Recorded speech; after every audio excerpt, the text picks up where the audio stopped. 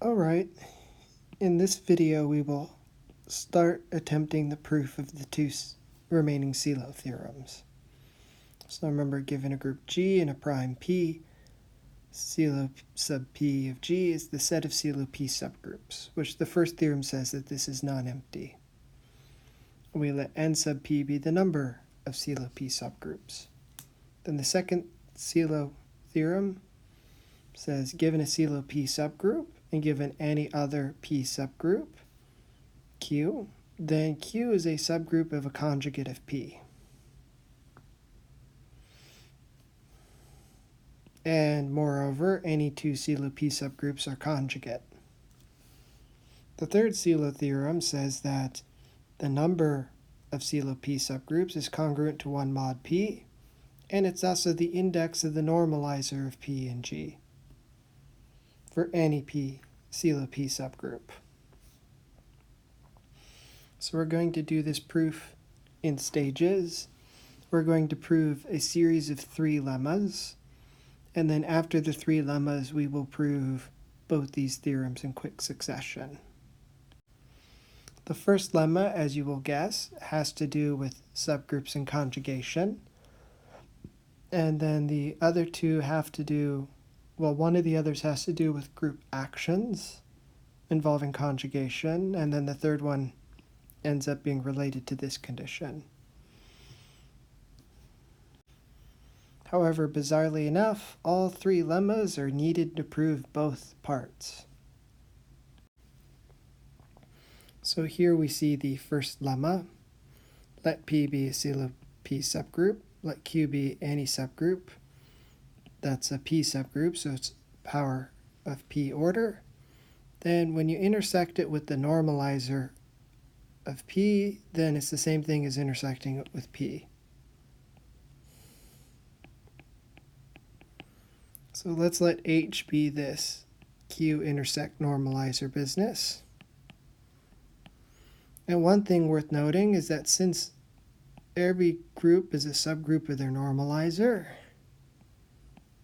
then it follows that Q intersect P is in fact a subset or subgroup of Q intersect the normalizer of P. Right? If you have subset inclusion, then when you intersect both things on the same by the same set, then you still have subset inclusion. So that part is free. So in order to prove equality, you have to prove inclusion both ways, and one inclusion is trivial. So we only need to show the other inclusion. That's the hard one, or harder one.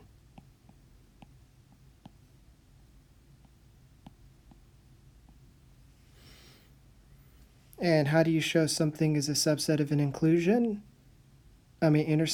Well, you need to show that it's a subset of Q, and you need to show that it's a subset of P. Well, good news, because this intersection involves Q, it's already a subset of Q, so the only really hard part is to show that when you intersect Q with the normalizer of P, you actually get a subset of P, where P is a Sylow P subgroup and Q is any P subgroup. The trick is, the strategy is not one you would immediately think of. It has to take advantage of the fact that P is a Sylow P subgroup, which means that it is a maximum subgroup of prime power order. And of course, you see this obviously is not going to be, so you need to find something bigger. And so the strategy is to look at, so I'm using H here instead. Think P times H. You prove that that's a group containing both P and H. And well, because P is a maximum Sylow P subgroup, you can prove that this has prime power order, as we'll see. And so then it would have to be the case that pH is equal to P. But as you know, you normally have this set up, and so we have a bit of a problem here. I mean, pH is supposed to be the set of all products of the form little p, little h, where little p is in P and little h is in H. And you see here what happens is that if you're saying this is equal to P, note that this contains H. So congratulations, you found H is a subset of P. Alright, so why should this be true? Well, this part's already trivial by definition, namely because you can always set H equal to the identity element, and so you have every element of P in this product of sets. And similarly with setting P equal to the identity element, you have every element of H. So all you really need to show is that this is still a P group. And that's just an order calculation.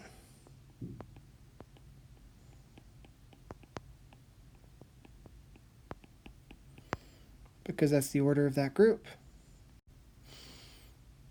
And since P and H are subgroups that are of prime power order, so is their intersection. Everything here is prime power order, and so is this.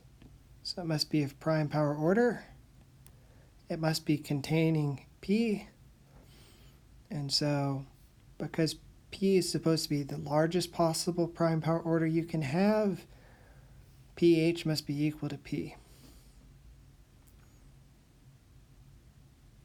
And this, of course, is using the diamond isomorphism theorem. Or almost. So there's a slight gap here. Why should this be true? At the level of cosets, it's already true. However, there is one thing that I should note. I'm claiming here that P times H is a subgroup. That needs a justification, and the reason why we're allowed to assume that is because H is a subgroup of a normalizer.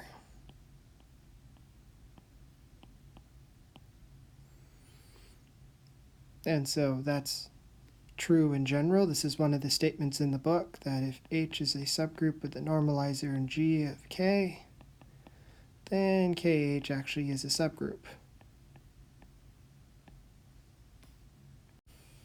And why should that be true? In case you need the reminder, if you have KH times K prime H prime, when you're in this case, one thing you can do, unless I had the normalizer wrong, let me think about it carefully, is you want to be able to move the K past the H. You want to be able to multiply by K prime, but the one way to do that is to add in a K prime inverse.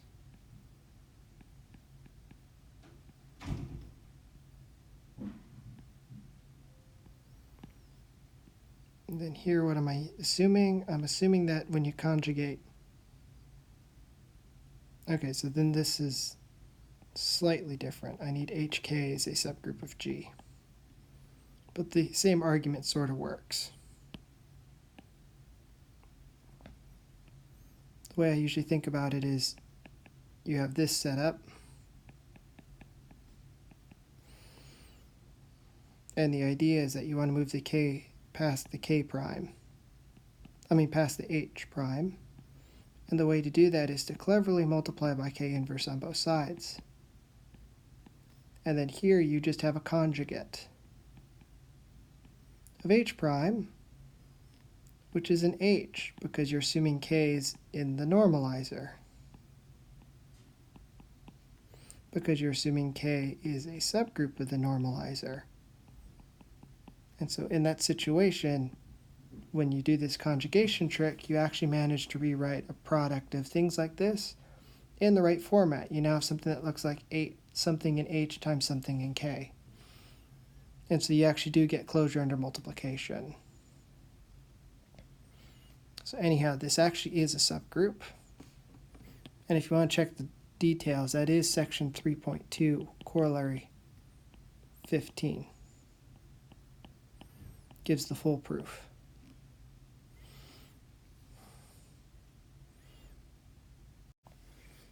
However, we're going to move on to our other lemmas. So for the next lemma, we're going to recall that G acts on the power set of G by conjugation.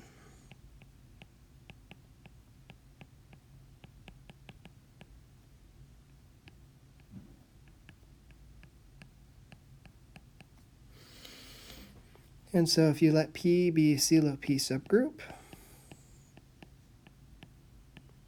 we're going to let script S, here let me write it as cursive. There you go, cursive S. It's going to be the orbit under this action of P, so it's the set of conjugates. And so one thing worth noting is for any subgroup H, H also acts on S by conjugation. And so the particular case we're going to take is Q is going to be a subgroup of G. It's going to be a P subgroup. So it's just prime power order. And we're going to have it act on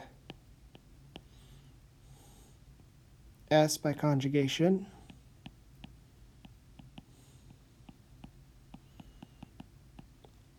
Then, of course, this means that S can be turned into orbits under this action.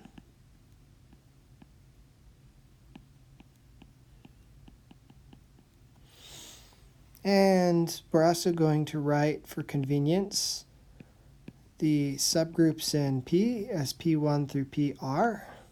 So these are the R conjugates of P. And we're going to label them so that PI is in the ith conjugacy class. So remember, is in the ith orbit under this action of Q on S. So remember, it's possible that multiple conjugates will end up in the same orbit. Just pick one of them to label as P1, and then label the rest of them something past larger than S in order for this.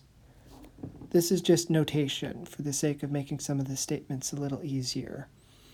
You've labeled the orbits in some order, and for each orbit you're going to label one of the conjugates of P to be your designated special choice representative. So with that labeling, we can state lemma 2, which states that the size of this orbit is an index. It's the index in Q of PI intersect Q. The third lemma is going to be similar. It actually has to do with R, the total number of conjugates. R is going to be congruent to 1 mod P. Of course, here I should point out this I range should be from 1 to S. As the textbook notes, and I should as well, R does not depend on this action at all because R is the number of conjugates to P. S does depend, though, on Q because S is the number of orbits when you're conjugating these P-less subgroups, P subgroups by Q specifically. So R is with respect to conjugation by the larger group. S is with conjugation with respect to the smaller group, P subgroup. So that is a distinction worth noting. So let's do the proof of lemma 2. Well, we already know from our theory about group actions that it's equal to an index. And the index is the normalizer in G of PI. This is one of these conjugation actions. It's the index of a stabilizer of an element. We've chosen a representative. The stabilizer is this normalizer of that element because it's a conjugation action. Oh, that shouldn't be G, that should be Q, right? Because we've picked a different group. However, what is this normalizer in Q? Well, there are elements in Q that normalize, so you can see that it's this intersection of the normalizer of PI and G with Q. But PI is a Sylow P subgroup. So by the previous lemma, lemma 1, that's just the same as the intersection with Q with PI. And look, that's exactly what we wanted to prove. So you can replace this with that, and we're done.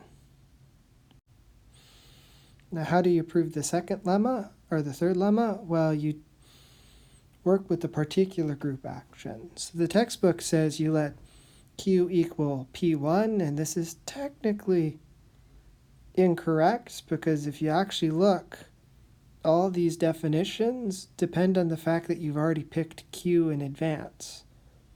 So you can't now make a choice and say Q is equal to P1 because, well, P1, the designation that P1 is P1 depended on knowing what Q was in advance. So I'm going to be a little bit more careful. I'm going to let Q be equal to P.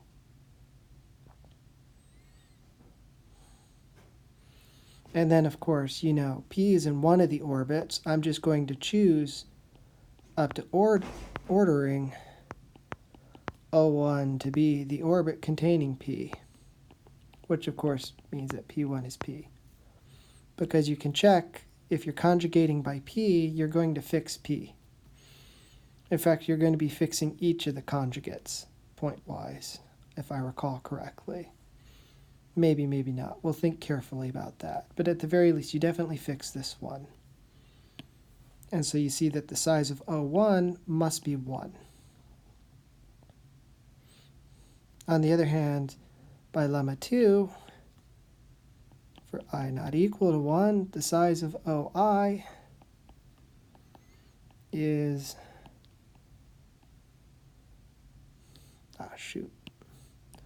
it's the index in Q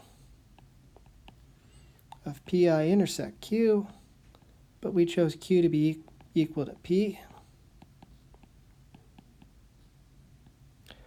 Note in these cases, PI is definitely not P because it's got to be one of these conjugates, PI some conjugate. That's distinct from P. And so this is a non-trivial intersection. Or at the very least, by non-trivial, I mean these two are not equal. So this index better be bigger than 1. And in particular, because every group PI is a power of P and P is a power of P, this intersection must also be a power of P. So this index must be a power of P, so actually must be P to the alpha for some alpha bigger than 1.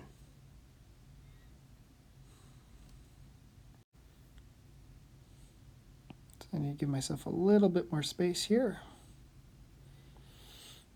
So then what do I need to take advantage of? Well, R is going to be the size of the sum of orbits.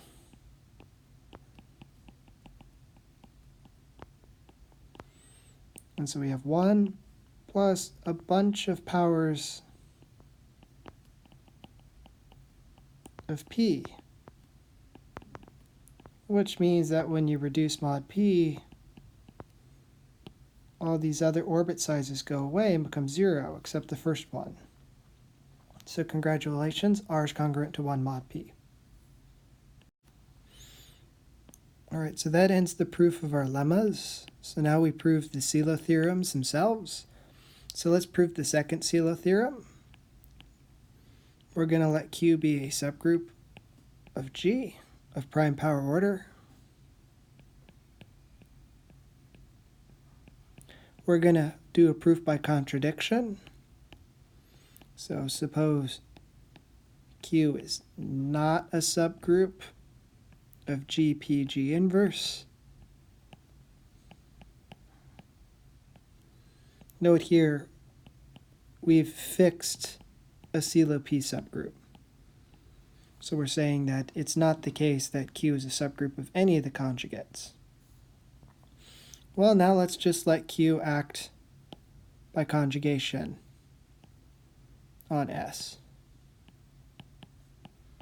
And let's see what happens.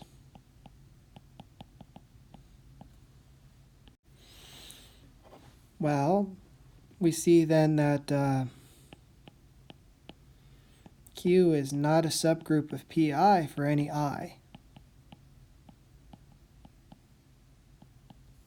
Why? Because each of these PIs is a conjugate of P, by definition. And so in particular, this means that Q intersect PI is a proper subgroup of Q, which implies that this index calculation is greater than 1. And because all of these are P subgroups, in fact, it must be P to the alpha, alpha bigger than 0. It must be a prime power order. Well then, what is R? It's the size of these orbits.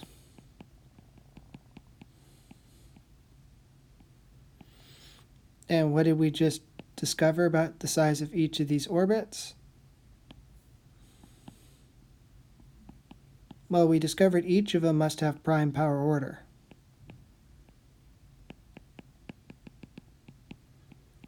Which means R is now congruent to 0 mod P.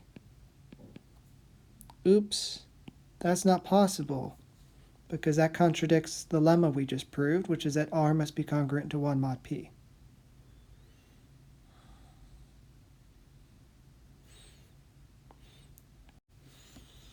So we contradict lemma 3.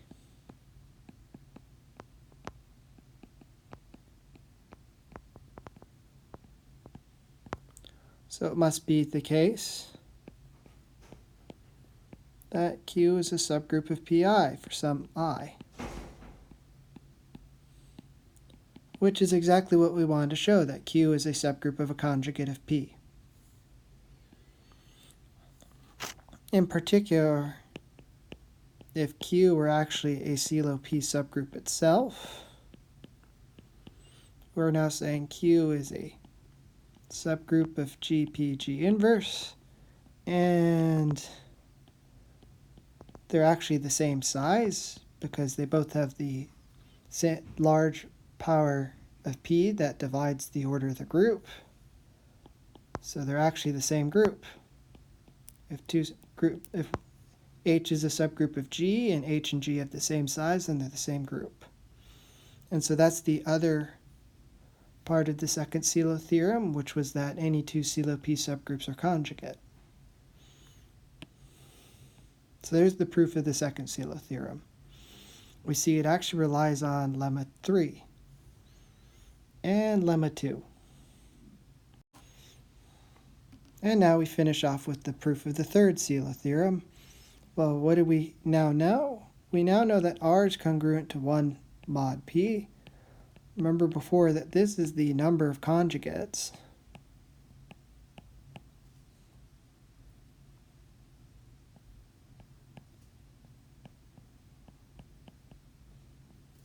Where P is a fixed Sylow P subgroup.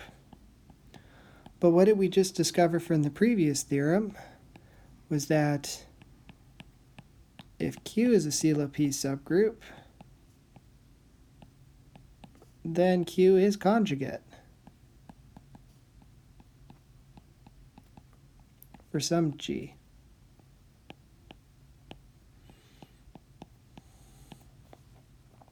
So in particular, R isn't just counting the number of conjugates of a Sylow P subgroup.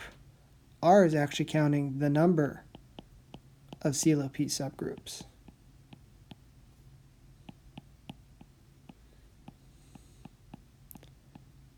Which was that n sub P of G we were interested in earlier. So it's actually a result of lemma 3 and the second Sylow theorem. So in particular, we see NP of G is congruent to 1 mod P. So in other words, the reason why you have this congruence condition is because every Sylow P subgroup is conjugate to each other, and when you act by conjugation by one of them, when you look at that divisibility criterion, you're going to get one orbit of size 1 and a bunch of orbits that are multiples of P. And that's why that's true. The other fact has to do with the fact that we know that the number of conjugates of a subgroup in G is always given by the normalizer of that subgroup in G. That was just a fact in general, but now that we know all Sylow P subgroups are conjugate, then that also tells you the number of Sylow P subgroups. So we've now proven the third Sylow theorem.